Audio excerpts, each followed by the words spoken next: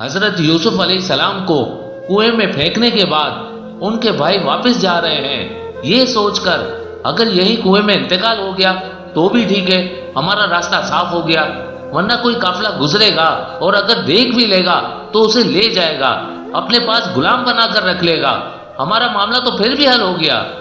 بھائی واپس جا رہے ہیں اس یقین کے ساتھ، اس اطمینان کے ساتھ کہ یوسف علیہ السلام کی داستان ختم ہو گئی ہے، نہیں جانتے تھے کہ داستان تو ابھی شروع ہوئی ہے۔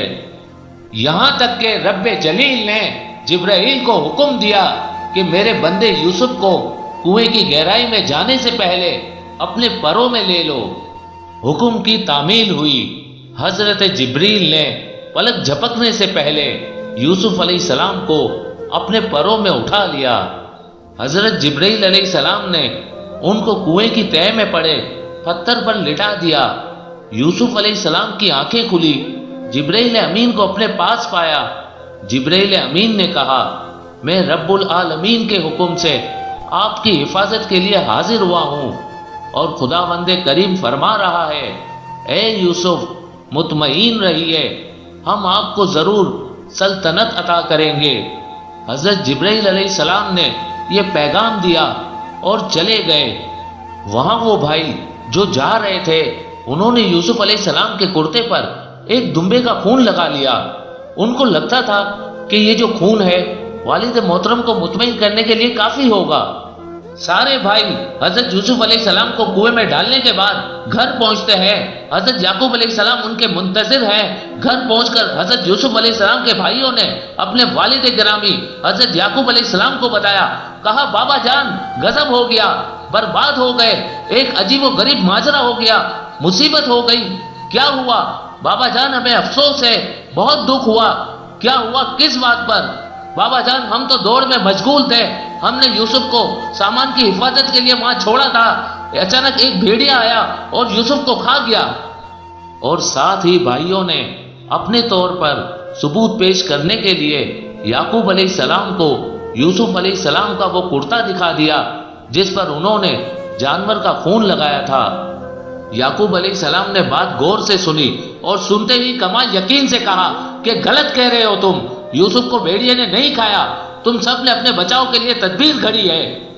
یعقوب علیہ السلام نے کہا، اچھا اگر بھیڑیے نے کھایا ہوتا تو پھر یہ کرتا پھٹا ہوا ہوتا، بھیڑیے نے اگر حملہ کیا ہوتا تو یہ کرتا پھٹا ہوا ہوتا۔ یہ کیسا بھیڑیا تھا جو یوسف کو تو کھا گیا؟ کرتا بالکل صحیح سلامت ہے۔ حضرت یعقوب علیہ السلام سب سمجھ گئے اور ساتھ ساتھ یہ بھی سمجھ گئے کہ یہ ان کے رب کا ایک عظیم امتحان ہے اور اس میں صبر کا دامن ہاتھ سے نہیں چھوڑنا، اور صبر کا دامن ہاتھ سے نہیں چھوڑا۔ ظاہر ہے اولاد تھی، فرزند تھا، بچھڑنے والا بھی ایک نبی تھا، بس دل کو تسلی دیتے تھے، لیکن آنکھیں تھی کہ تھمتی نہیں تھی۔ حضرت یعقوب علیہ السلام نے اللہ سے التجا کی، بار الہ ملک الموت کو میرے پاس بھیج دے۔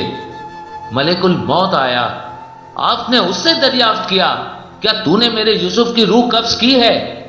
ملک الموت نے کہا، نہیں، یوسف زندہ ہے۔ بعض روایت میں یہ بھی ملتا ہے کہ حضرت یعقوب علیہ السلام نے اپنے بیٹوں سے پوچھا کہ اچھا وہ کون سا بھیڑیا تھا جو میرے یوسف کو کھا گیا اور کرتے کو کہیں سے نہیں پھاڑا؟ تمہاری سچائی تب معلوم ہوگی جب تم اس بھیڑیے کو لے آؤ۔ یہ گئے اور جنگل سے ایک بھیڑیے کو پکڑ کر لے بھی آئے۔ ان کو یہ گمان ہی نہیں تھا کہ نبی بھیڑیے سے سوال بھی کر سکتے ہیں اور بھیڑیا ان کا جواب دے گا۔ یعقوب علیہ السلام نے بھیڑیے کو مخاطب کر کے پوچھا، کیا تو نے میرے لخت جگر یوسف کو کھایا ہے؟ بھیڑیا جواب میں بولا، میں ایسا کیوں کر سکتا ہوں؟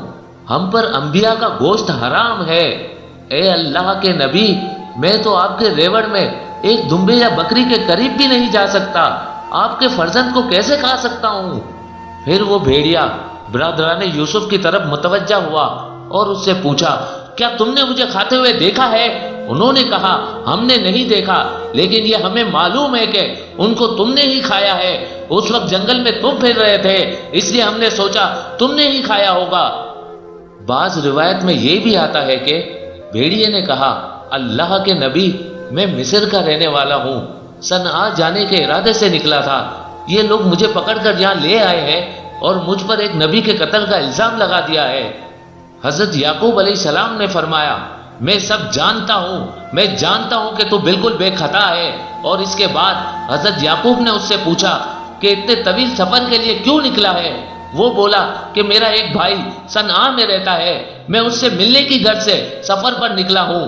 یہ سن کر حضرت یعقوب نے اپنے بیٹوں سے کہا، تم تو اس بھیڑیے سے بھی بدتر ہو، یہ اپنے بھائی سے ملاقات کے لیے طویل سفر پر نکلا ہے اور تم اپنے بہترین بھائی کو گواہ آئے ہو۔ مفسرین نے لکھا کہ وہ بھیڑیا حضرت یعقوب علیہ السلام سے رخصت ہو کر ایک پہاڑ پر گیا اور اپنے جنس کے لوگوں کو آواز دی، ارے تم پر نبی کے قتل کا الزام لگ گیا ہے، جا کر یعقوب علیہ السلام کی خدمت میں اپنی صفائی پیش کرو۔ چنانچہ درجنوں بھیڑیے حضرت یعقوب علیہ السلام کے گرد جمع ہو گئے اور سب نے کہا، اللہ کے نبی، ہم پر یہ الزام غلط ہے، ہم میں سے کسی نے یہ جرم نہیں کیا، ہم میں سے کسی نے یہ جرم نہیں کیا۔